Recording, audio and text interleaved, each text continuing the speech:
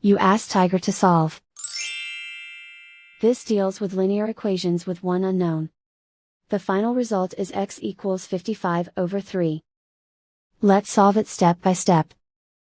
Group all constants on the right side of the equation. Add 3 to both sides.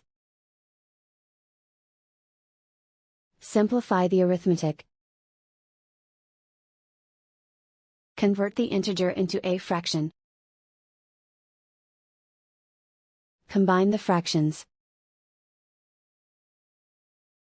Combine the numerators.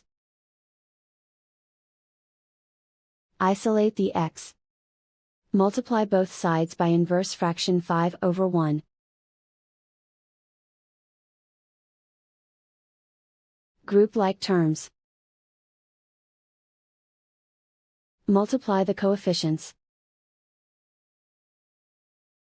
Simplify the fraction. Multiply the fractions.